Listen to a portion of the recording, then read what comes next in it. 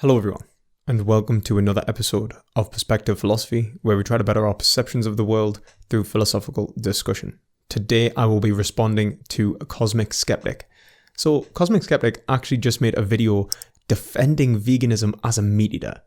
I actually think this is a really great video, and the first thing I'd like to do is congratulate Cosmic Skeptic, Alex, as I believe he's called, on beginning his journey towards veganism. But now, whenever I consider the future of my diet, I can't help but imagine that animal products will one day no longer be a component of it. I think he deserves a round of applause, and it was a very brave video that he did. Namely because veganism as a meat eater is normally seen as a taboo, so I think he is taking some crucial first steps, and we shall see if he continues them. So there might be some controversy as to why I am making this video in response to Cosmic Skeptic, because I will be making arguments that actually dismiss the arguments he brings up in his video for veganism as a vegan philosopher. Now, I'm doing this for two reasons. The first reason is that if I don't do it, somebody else will. And if they convince Alex to abandon his stance on veganism without really any justification, but Alex doesn't know any better, then he might well abandon his journey towards veganism and all of the progress he has made will be undone. So the idea is to nip any potential reversion to meat eating in the bud before it begins. Another point I would like to make is that the reason I am vegan in the first place is because of a genuine appreciation for truth. This led me to believe in moral truth and has led me to understand that there is moral truths in relation to animals and how we should treat animals on a day-to-day basis. So a potentially poor argument not only places Alex's position in jeopardy when towards veganism, but ultimately offends my sensibilities as a philosopher, and I feel a need to critique them. So this will be a two-part critique in which I critique one, the arguments that he brings up within this video. The second part will critique his overall position towards morality, which he has debated with rationality rules in the past. So let's begin. Albert Camus in The Myth of Sisyphus wrote, "The principle can be established that for a man who does not cheat, what he believes to be true must determine his action." And it's in that vein that I realize that there can only be one of two outcomes for me. Either someone convinces me that the arguments I'm about to present are flawed, or at some point I'll just have to suck it up and join the growing trend of a herbivorous lifestyle. The reason why Alex brings up Camus in this situation is because what Camus is arguing for is, well, from actually a position of absolute absurdity. Camus even said that his own death would be meaningless. The point he is raising is that objectivity is false, yet we are bound to something else. We are bound to ourselves, and our subjectivity determines how we must act. It's a position of freedom in which we will say that we must take responsibility for ourselves, and I think that's what Alex is arguing for. Alex is truly only justifying veganism because he cannot live with the consequences. Not that the consequences cannot be lived with, or that they should not be lived with rather, but rather that he himself, something about his character, his personality, his psychology, is incompatible with the actions he is committing. Admirable as though it may be, it is not a justification for veganism, but rather for a plant-based diet or a plant-based lifestyle. I wouldn't call a subjectivist a vegan because they could not advocate veganism to the overall population beyond appealing to a certain sensibility that other people may not share. So, if you think that you can philosophically defend eating meat or factory farming, consider this a challenge. Believe me, I'd love to be convinced to agree with you, but I can't fool myself. If he manages to find this convincing argument, and I say convincing very, very lightly, to not be vegan, then he may well abandon the progress he has made, something I do not wish to occur.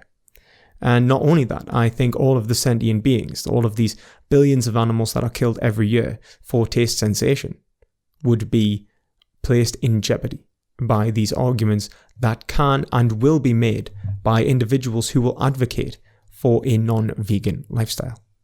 Peter Singer points out in his seminal Animal Liberation that you don't need to see yourself as some kind of lover of black people to see that racism is wrong. So Singer is in fact an objectivist. And then he said, all I can bring myself to say is that something is bad And he said, I can't even bring myself to say that it's wrong, but then he admitted I could, but I mean wrong for me. That's all not true. I'm not a subjectivist about morality.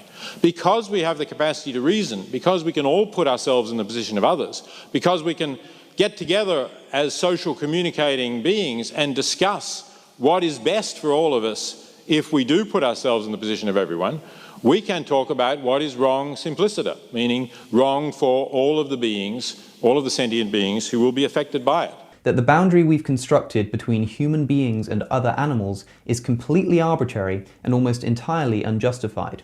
Here's a good quote.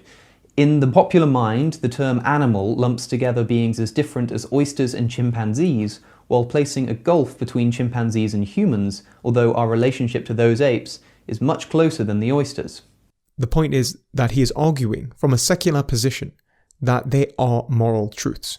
Now, this is vitally important towards veganism, because if we were to say that any trait is justifiable towards the consideration or moral consideration of another being, then it must have some sufficient reason. Why should intelligence be the metric by which we measure moral worth? It's arbitrary. It means nothing in itself. Should we morally value human beings with higher intelligence over other humans with lower intelligence? I think not. But even if you do, we surely shouldn't value them to the extent that they should be able to mistreat, kill, and eat the less intelligent humans just because they think they taste nice. If we were to say that intelligence is unjustified as a trait, but then someone is in fact consistent with this judgment, there is nothing to say that intelligence is wrong, that as a desidera for moral judgment, and in fact we may lead to more atrocities. We could question people using the marginal cases argument and in fact make society a worse place. And I should stress that this applies for any quality you can think of. All I'm looking for here is philosophical consistency. If you said to me that actually, yes, you do think it's justifiable to kill human beings of lower intelligence for meat, I'd want to talk you out of it, of course, but I can absolutely see why you'd think the same thing about animals, and at least you'd be being consistent. But if you justify one and not the other, you've got a problem. And we certainly can't use morally arbitrary metrics like intelligence to justify the killing of either animals or humans. People may decide that, in fact, eating meat is worth killing the disabled. They may, in fact, decide that eating meat is worth risking some vital human rights. So if a person was to adopt a position, for example, that was non-contradictory, let's say they were to say that what matters is an ability to sign a social contract, and this revolves around the trait of intelligence. Well, what we could then say is that humans have an intrinsic moral worth. At least intelligent humans do, if they can sign a social contract. However, what doesn't have intrinsic moral worth is animals. Neither do the disabled, in fact. So it would appear that the marginal cases argument is working, but this only works for intrinsic moral value. It does not take into account extrinsic moral value, because if we were to say that disabled humans have extrinsic moral value, value as property as pets do, and that we will defend their rights because they would be defended by those who are able to defend them within a social contract scenario, then animal rights can be once again abandoned, thrown to the winds, and all of this inhumane treatment towards animals can continue to occur. So this would be an issue if you're a subjectivist. How would you argue against this position? Something that I will allow Alex to decide for himself. I would like to ask Alex the question, however, about what is a morally arbitrary trait? What is the morally arbitrary desidera for our decision-making process? Why is it that one trait holds value and another doesn't? Why can't someone value race, sex, sexual orientation, species? These are all equally plausible value judgments that an individual can have. What is it that separates them from being good and bad? It seems as though he wants to say that there is a good decision-making process and a bad decision-making process, one that is right and one that is wrong, in relation to why we are doing it. One provides sufficient reason while one doesn't. Now, Alex, there is actually these understandings of the world. You can actually argue that all of these traits appeal to nature. And that's something that I know Alex would agree with. So tell me, what is it about any trait at all, that justifies action? Now, the point of the matter is, as a subjectivist, you'll have to say they're all equally as valid. Think about the fact that, as we've already said, an eagle has a much stronger eyesight than humans do. Likewise, dogs are much more sensitive to smell than we are, such that we can't even imagine what it must be like to experience smell as vividly and acutely as they do. Does it not seem reasonable that, given that other animals are more sense-driven creatures than we are, their capacity to feel pain actually far exceeds our own, just as their capacities for eyesight or smell do? This argument I actually very much appreciate by Alex. I would like to say well done, and it's something that many people take for granted, that animals have different intellectual abilities to feel pain, emotional intelligence, psychological capacities for pain, but they also have different physical capacities for pain. It is very likely that many animals will feel more physical pain than us. So I actually make a very similar argument to Alex in this situation. However, I use the philosopher Heidegger. Heidegger argued that there was two states of phenomenological experience, one which is called ready to hand and one which is called present at hand. The ready-to-hand state is when we use an object as a tool. An example would be riding one's bike. You would not have to consider how to ride a bike, how to pedal, how to do all of these different actions. You would be in a state in which actually considering all of these things, you would be removing yourself from the scenario you are in. You would be distancing yourself from reality, and by doing so, you would actually make it harder to ride your bike. Use a hammer. Whatever it is that you are doing, it takes you out of the moment. It's almost an innate sense, a very present form of being in which we are intimately connected with the reality in which we live. However, humans can live in another way, which I would argue is the result of language. This is what's called present at hand. Present at hand is when a human is able to distance themselves from the reality they live into a conceptual reality in which they can, place themselves in a conceptual garden. Imagine a future or a reality in which they are not currently experiencing. This is something which the self, the individual which is experiencing reality, can understand itself in such a way that it is not present to the current scenario in which it is in. Now, this, I would argue, would allow an individual to feel less physical pain. I'm going to give myself an enema. Not expecting this to be particularly pleasant. I guess all you can do is lie back and think of England. I think a good example of this is things like Buddhist monks who manage to deal with pain in such a way that they seem to feel no pain. Or in fact, those Stoic philosophies like Epicurean philosophy or the philosophy of Marcus Aurelius, which can argue that individuals can still be happy even when they are tortured through mental capabilities. I hope this demonstrates that animals would then be incapable of dealing with pain as greatly as humans, and in fact at an inherent disadvantage when facing physical obstacles. However, it does open the door for psychological torture. We could tell a human that they are going to die tomorrow, every day, so they were in uncertainty about when they would die, so that they felt existential dread about their death. It's a form of psychological torture we cannot do to cows, chickens, and pigs. However, it does not make their pain any less valid, any less valuable, especially to themselves. The ability to feel pain, however, is not. It's a matter of fact, definitionally in fact, that pain infringes on well-being.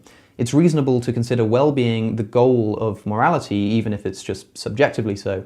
And so if you're going to make the argument that the possession of some superior quality makes one species superior to another, then it's quite possibly the animals that end up on your plate who have a higher claim to moral worth than you do, because the only possible quality that has any relevance here is the ability to feel pain, and they may well feel it more acutely than we do. Ability to feel pain, at the very least, is far more relevant to moral worth than intelligence is. It's worth mediating on the counsel of Jeremy Bentham, who famously wrote of animals, "The question is not, can they reason, nor can they talk, but can they suffer?" Why should the law refuse its protection to any sensitive being? So I think Alex is actually hitting the nail on the head here, that morality cannot be divorced from that which is desirable. The positive and negative phenomenological experience of individuals is inherently related to what could be considered good. Good, in fact, denotes from a consideration of desire. this ability to experience good and bad, pain and pleasure. We drive towards that which is desirable, that which feels good, that which initiates a positive phenomenological experience. We drive towards well-being, and we flee from suffering. Inherently, this is what we must do.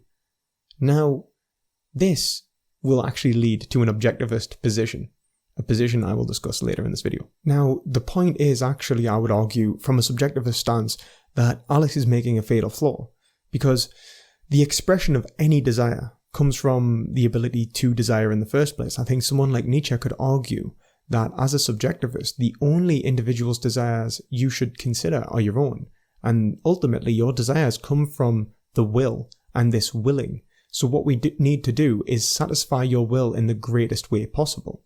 Now, if this means that you should change those preferences by which you understand yourself, then you should do that.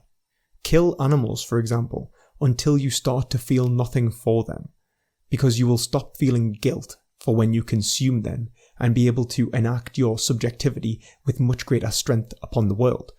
That is an argument that can be made from this position, and I think as a subjectivist you're incapable of arguing against it.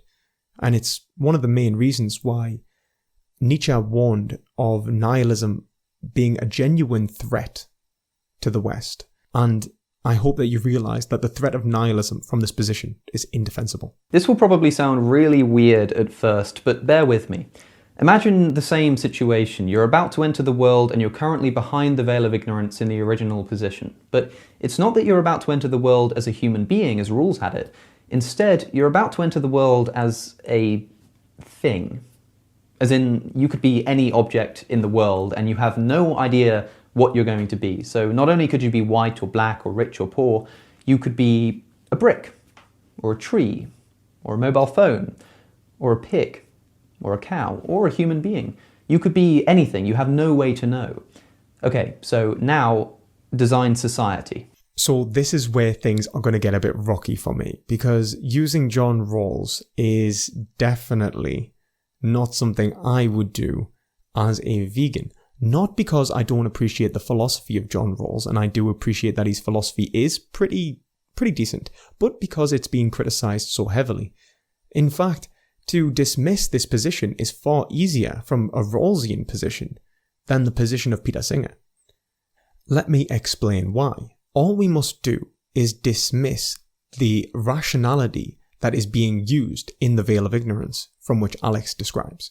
Alex describes the veil of ignorance pretty well, actually, and the issue is what are the assumptions that the veil of ignorance makes? So there are three primary critiques of the veil of ignorance that I would like to raise. So the first critique of this liberal reasoning Alasdair Macintyre makes when he says, "Rationality requires, so it has been argued by a number of academic philosophers, that we divest ourselves first of allegiance to any of the contending theories, and so abstract ourselves from all of those particularities of social relationship in terms in which we have been accustomed to understand our responsibilities and our interests." This account of rationality is itself contentious in two ways. This requirement of disinterestedness in fact covertly presupposes one particular partisan type of justice, that of liberal individualism, in which it is later used to justify, so its apparent neutrality is no more than an appearance. The point that Alasdair Macintyre is actually making is that this liberal unbiased position is actually a biased one.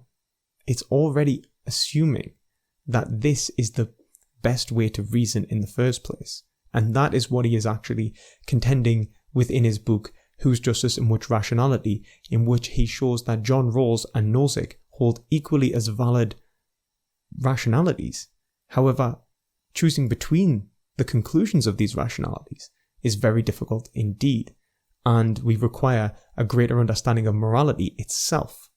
To do this, we must be able to find a way to bridge the incommensurability between these rival rationalities, one which I believe can be done and one which he argues can be done. The link for the book will actually be in the description, as will After Virtue. Also, Alex's point of being a rock or a pig or any other being could be critiqued as simply implausible, impossible in fact, reductio ad absurdum, to call someone that is a human and say that they could possibly be a pig it may very well be proposed that this is impossible, that the identity of humanity could not be transposed into the being of a rock, because it would strip away all of those possibilities of experience that are required definitionally to be a human, to be a Homo sapien, to be you, and in fact break the law of identity. And I made a video about this on a video about the name the trait argument, which another YouTuber, Ask Yourself, has proposed.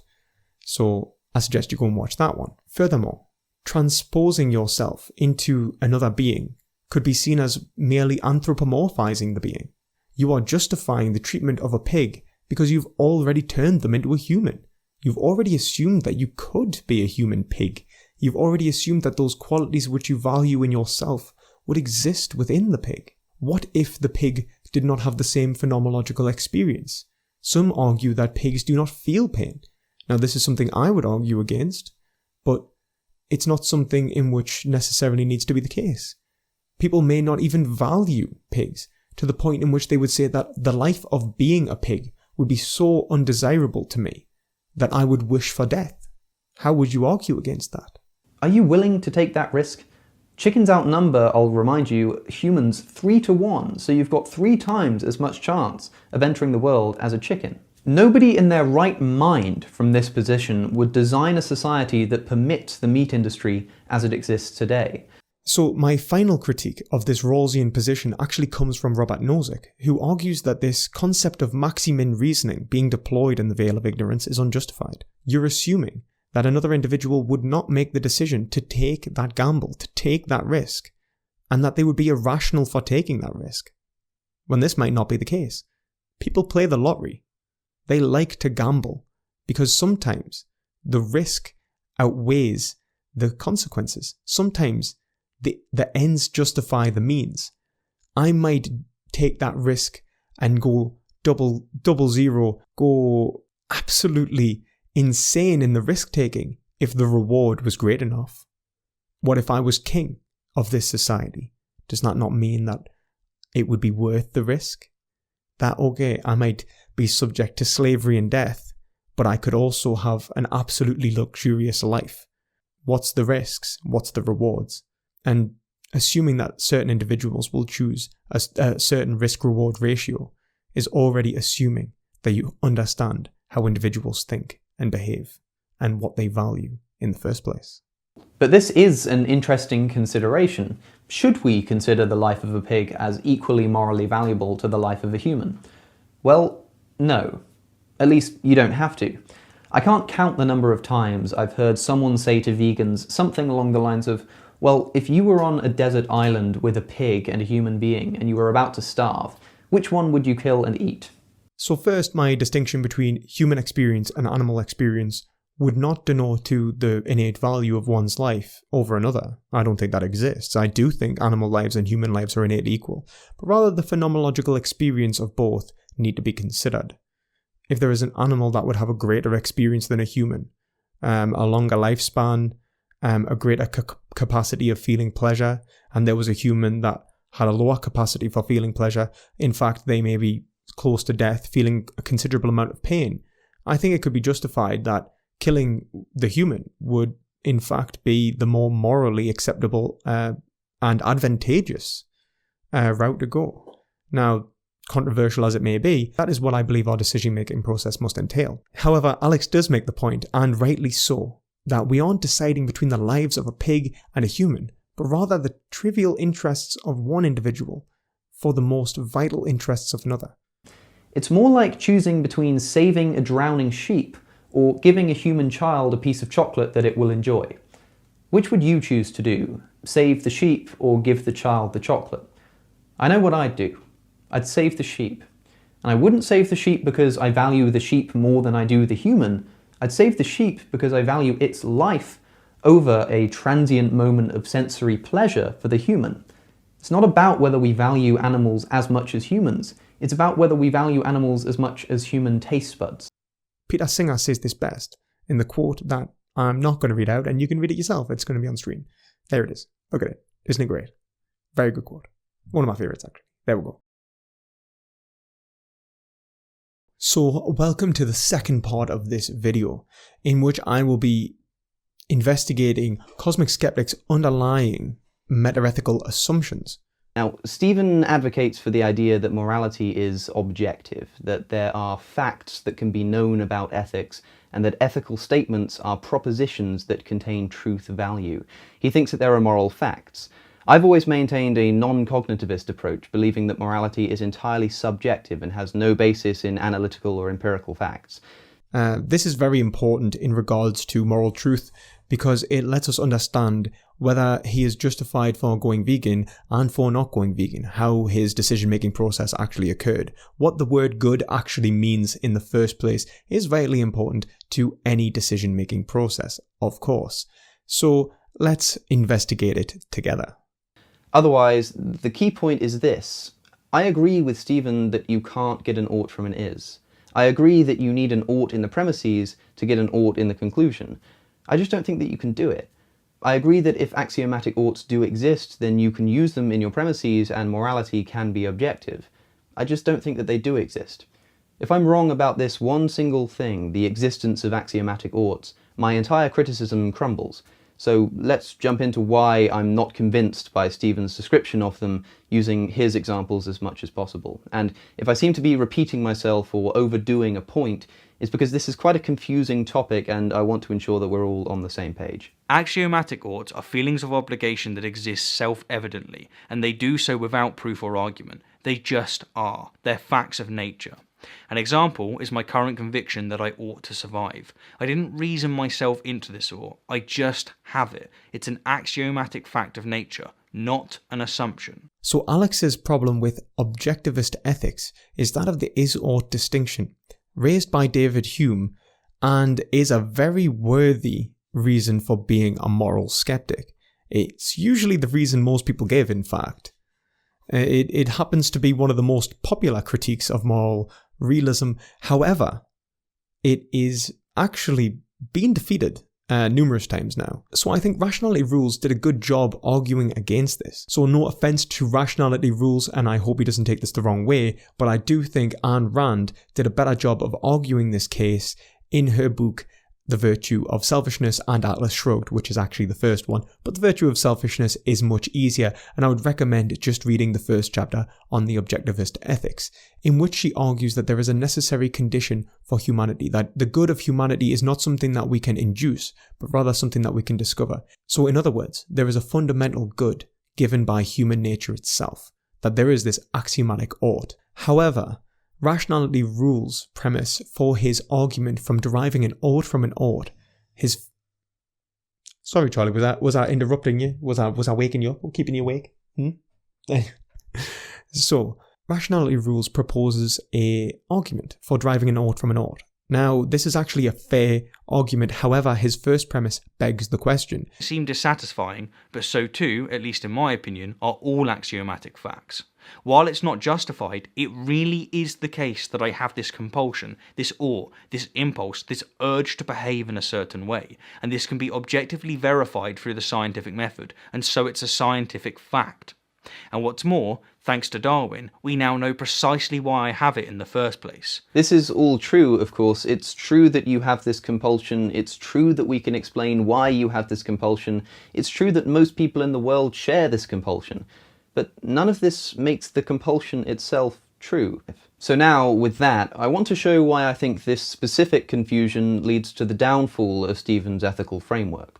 Remember, ultimately, Stephen is trying to show that you can have a deductive moral argument where the conclusion includes an ought. Let's quickly refresh the problem with this. You can't get an ought from an is. The deductive argument can't only have is statements for premises if it wants to have an ought in the conclusion. As Stephen explained, this would be a non sequitur. In order to get an ought in the conclusion, there must be at least one ought in the premises, allowing you to get an ought from an ought. Stephen does this with the following example. Premise 1, I ought to prevent my child from suffering. Premise 2, it is the case that vaccinating my child will reduce her chances of suffering. Therefore, I ought to vaccinate my child. He later says that this argument is, quote, correct because its premises are correct. So this is crucial. This is a deductive argument, and so yes, if those premises are both correct, then the conclusion is true. We can have an ought in the conclusion because there's an ought in the first premise. But Are the premises true? Well, premise 2 certainly is. It's a fact of science that vaccinations reduce the chances of suffering. But take a look at the first premise. This is an example of one of Stephen's axiomatic oughts, an ought that's self-evident and undeniable. But now let's apply my criticism that Stephen confuses facts about holding a belief and facts about the belief itself. It may be a fact, an axiomatic fact if you will, that a parent innately believes that they ought to prevent their child from suffering, but that doesn't make it a fact that they ought to do so. When Stephen says, quote, nature has made it so that we're born with axiomatic oughts, it seems to me that what he really means is that nature has made it so that we're born with axiomatic beliefs, including beliefs about how we ought to behave. Parents do naturally believe that they ought to prevent their child from suffering, but that doesn't make it true that they ought to do so. So in light of this, we can adapt the first premise of Stephen's argument. Really, it should read, Premise 1, I hold the belief that I ought to prevent my child from suffering. This is the fact of nature. This is the axiomatic belief that's innate within us. Premise 2, vaccinating my child will reduce the chances of suffering. In conclusion, I ought to vaccinate my child. Do you see the problem here? Based on what Stephen has explained he means by axiomatic oughts, we've actually transformed the first premise from an ought statement into an is statement. The word ought is still in the premise, but don't let that confuse you. The fact isn't that I ought to prevent my child from suffering. The fact is that I believe this to be the case. It's like having a premise that says, John believes blue is the best colour. This may be true, but that doesn't make it true that blue is the best colour. It's true that parents believe that they ought to prevent their children from suffering, but that doesn't make it true that parents ought to prevent their children from suffering. The first premise is now just a plain old is statement. Now, that's a fair argument and critique you can make. Fundamentally, we must ask, where do our values come from? What is the necessary condition in which we all must value? Is there something we must value? Now, I think Rationality Rules tries to argue the point of it being our lives, something that Ayn Rand argues, in fact. A worthy point of argumentation. However, it does vary slightly. Is the fundamental nature of humanity just to survive? Now, I don't think that is what Ayn Rand is arguing for, but rather that the fundamental conditions of happiness are what we must seek for, and happiness itself is in relation to our basic human nature. In fact, this is a principle she has not derived from herself, but rather something that has been stolen from Aristotelian morality. I agree that if axiomatic oughts do exist, then you can use them in your premises and morality can be objective. I just don't think that they do exist. If I'm wrong about this one single thing, the existence of axiomatic oughts, my entire criticism crumbles. To put this politely, Alex's position on axiomatic oughts is incorrect and his whole position crumbles entirely. So how can I in fact say that? The point I'm going to make is one raised by a philosopher called Alasdair Macintyre, in which he argues that there is a difference between functional concepts and normal just is concepts. That there is a functional concept means that there is an innate function to that object in which we are describing. He first says this when he says, to call a watch good is to say that there is a kind of watch in which someone would choose who wanted a watch to keep time accurately, rather than say to throw the cat. The presupposition of this use good is that every type of item which is appropriate to call good or bad, including persons or action, has a matter of fact some specific purpose or function. His argument is that there are certain concepts which have innate functions, necessary functions given what they are, that our description of them includes a defined ought. He further goes on to elaborate on this point, that these functional concepts, to divorce this function from the concept, removes what the concept is. What is a watch if it does not tell the time? What is a farmer who does not tend to crops or keep animals? It doesn't make any sense. They are defined by what they do. He says this best when he says, it follows that the concept of a watch cannot be defined independently of the concept of a good watch, nor the concept of a farmer independently of that of a good farmer, and that the criterion of something being a watch and the criterion of something being a good watch, also for the farmer and all functional concepts, are not independent of each other. I hope it is clear that the point that Alasdair Macintyre is making is that there is a fundamental human nature, that there is a concept of good and bad, right and wrong within all of us. It's a functional concept that forces us to derive that there is a good and bad in the first place. He pulls it back to what Aristotle understands to be good and bad, and what the value of life is, and how we reach it. Aristotle says that we can all begin from different places, but still find this value, regardless of what seems to be relative between all of humanity. Interesting, Q. Oh, thank you very much. I'm glad you enjoyed it. Perhaps maybe a little, Hamlet? Oh, no, I know Hamlet. And what he might say with irony, I say with conviction. What a piece of work is man. How noble in reason, how infinite in faculty, in form, in moving, how express and admirable, in action, how like an angel, in apprehension, how like a god. Surely you don't see your species like that, do you? I see us one day becoming that, Q.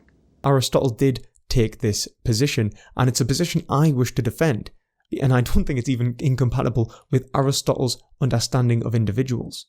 Aristotle did understand that people were different. However, he did think that there was a fundamental characteristic which bound us all together. And it's something that I will be actually endeavouring to prove within my PhD. I recently completed my proposal for my PhD on this subject, and I will be arguing that the moral ought for humanity is in relation to the concept of man itself and the nature of man, and I wish to explore this concept and its development through time. So if you are interested in veganism and equality as a whole, consider subscribing. My PhD will endeavour to understand the development of the concept of equality throughout time, in which I will argue that the conclusions of individuals in our contemporary society are that of veganism because the rational epistemic justifications which we are given through historical development of concepts, namely functional concepts, lead us to this exact conclusion. So I hope you have all enjoyed this video. If you liked it, give it a thumbs up, and please let Alex know that I have made this response. Hopefully, it will prevent him from going back on veganism because of some terrible argument that somebody else makes that I may have already defeated. If Alex or Stephen would like a discussion on this topic, even off YouTube and privately, I would happily facilitate. I think it is something that is vitally important to ethics as a whole. So I would like to remind everyone, in the words of Iris Murdoch, the concept good is not the name of an esoteric object, it is the tool of every rational man. And as always, try to gain some perspective.